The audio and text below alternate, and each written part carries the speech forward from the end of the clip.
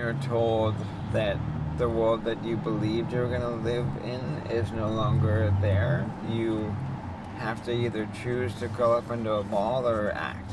And for better or worse, Saunders described me as a golden retriever who sees a bright shiny object and runs at it, and this was a bright shiny object that I had to run at. My name is Brian Wallach. I am 38 years old. At the age of 37, I was diagnosed with ALS. I know you don't often hear from people with ALS in hearings like this. You don't because we're diagnosed, we die. We're just over 5 minutes. My voice will be stronger tomorrow. That was a struggle to get through it.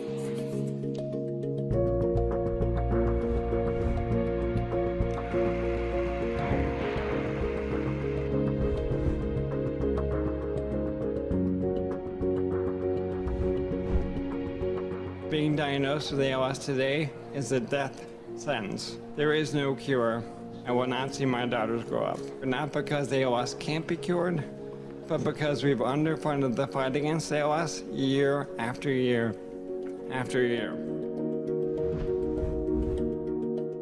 After I was diagnosed, every doctor we saw said the same thing. I'm sorry, but we can't help you. Initially, we didn't know what to do, but then we realized that if the system won't help us, we have to remake the system. One thing that's so terrifying about the healthcare system today is that the power really doesn't sit with the patients. The idea that we could flip the script, it's really powerful for everyone who is living every day with a whole set of health issues that are not being addressed. If we cure ALS, we have the potential to cure Parkinson's, Alzheimer's, MS, and a litany of other diseases, as they're actually all connected. Most people don't know that. In fact, when I was diagnosed, I had no idea. What is so special about Brian and Sandra is that they realize you have to fight. What we're doing here is not that different from a political campaign. Once we realized that there were skills and friends we had that could have an impact and accelerate this work, there was no question about, do we sit on the sidelines or do we act? Everyone says you can't solve this thing.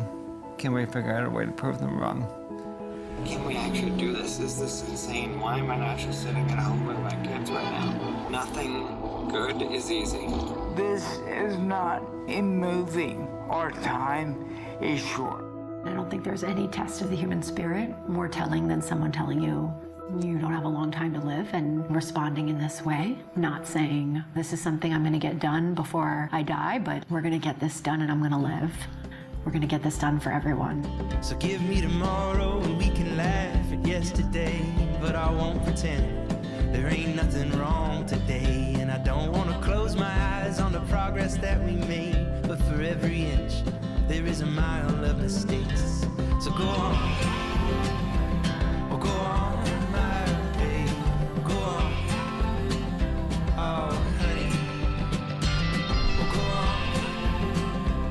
oh, go on, my baby, go on, all the way.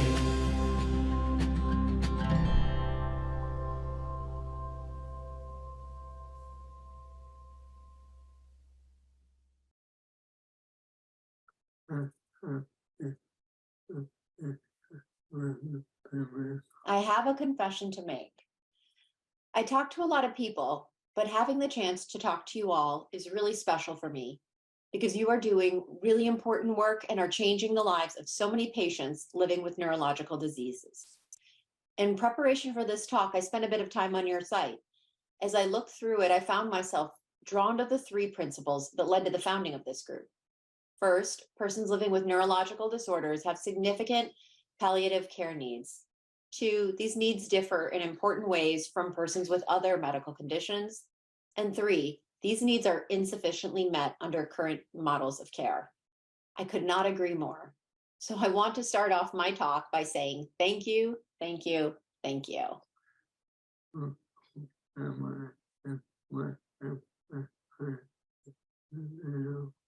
So who am I and why am I talking to you? My name is Brian Wallach, and I have been living with ALS for 5 years. And I am here today to talk about a word that was long taboo, advocacy. Whenever I speak about advocacy, I can see a cold shiver descend across the room. But by the time I finish my talk, I think you will see the world in a whole new light. My career as an advocate began in 2007 when I joined the Obama campaign. Not only did I meet my wife, who is the voice you hear reading these words on that campaign, but also I learned how to help people who feel disempowered and to empower them to change the system in ways big and small. You learn how to do this piece by piece, step by step. You make a lot of mistakes on the way, but the lessons that you carry with you stay with you forever. And so do the people you meet and their new belief that they can change the world.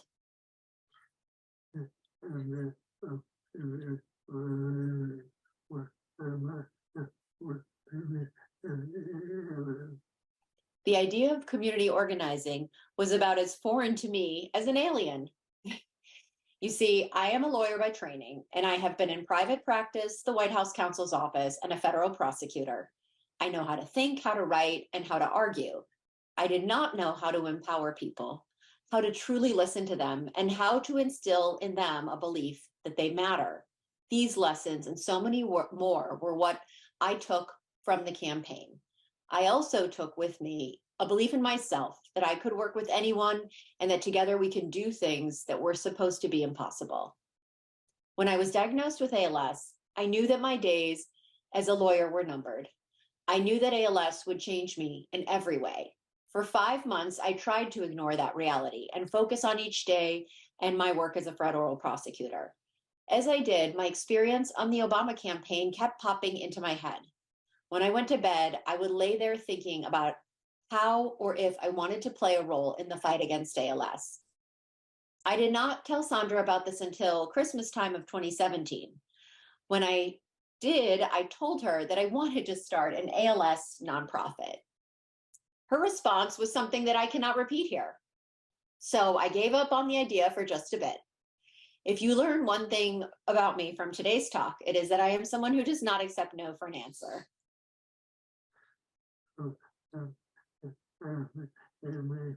So after a week, I brought it up again. And this time, after a lot of expletives, correct, she said maybe. And she also said she was not interested in wasting time because she knew how valuable it was to us. One thing I forgot to mention about Sandra is that she has started and run 2 nonprofits, so she knew a lot about the area, most of which I had no idea about. So she looked at me and said, if you want to start a nonprofit, then you have to travel around the country to meet with the existing nonprofits, doctors, and patients to see if anything that we are good at is missing from the fight against ALS. And at the end of that, you need to compile a report of what you found and convince me that starting a new nonprofit is actually a good idea. With those marching orders, I set off on a 7-month journey to learn everything about the ALS space. At the end of that journey, I reported back to her that there was a real need to organize and empower the ALS community so that they can help change the system in ways that will speed the end of ALS. To my surprise, she said, okay. And with that, I Am ALS was founded. We set our sights high and we began to put together people across the community who believed that they could make a difference in this fight. Some were living with ALS, some were caregivers, some had lost a loved one to ALS, and some had no connection to ALS, but were down for a good fight. They wanted to change the way that we fund ALS research, they wanted to change the way that we do clinical trials, and they wanted to change the way that we care for people living with ALS, and to make sure that everyone knew what ALS was and why it was so important to transform it from a 100% terminal disease to a chronic disease. I, for one, wanted to do everything.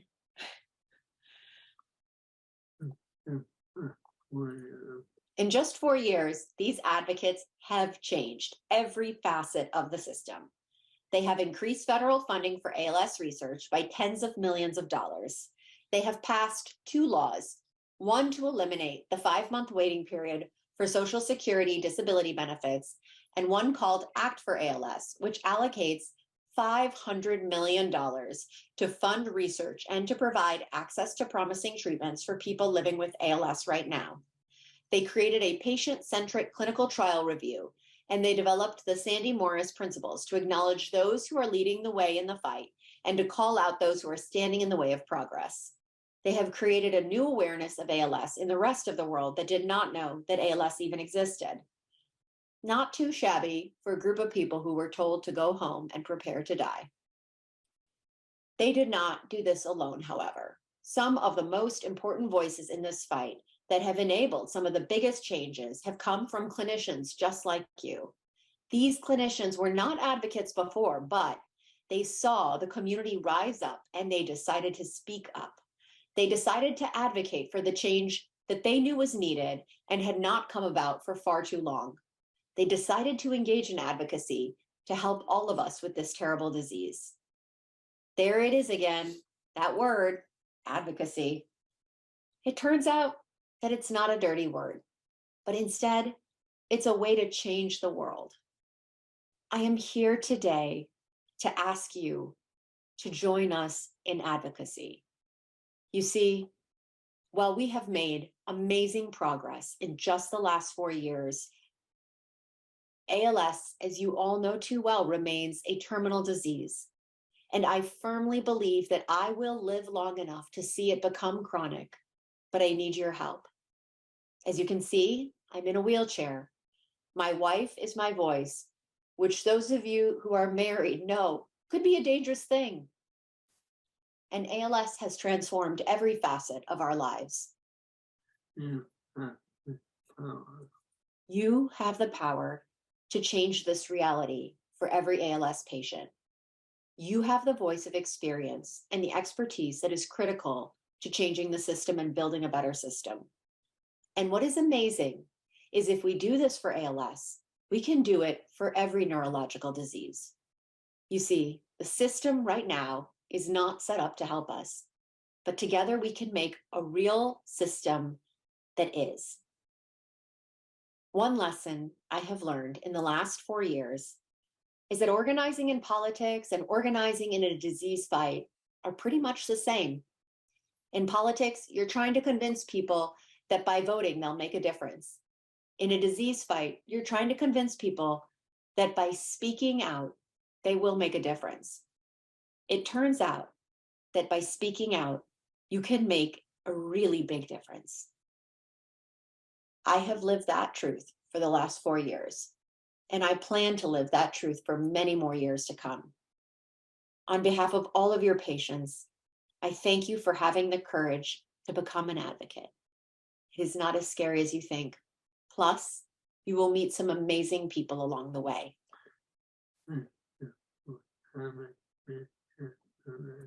Thank you for having me here today. Thank you for letting me talk about advocacy and for not turning off your computer. And thank you for all that you've done and will do for patients like me. They say that the healthcare system is broken. I say that it is an opportunity for us to build a better one. I look forward to seeing you on the advocacy trail.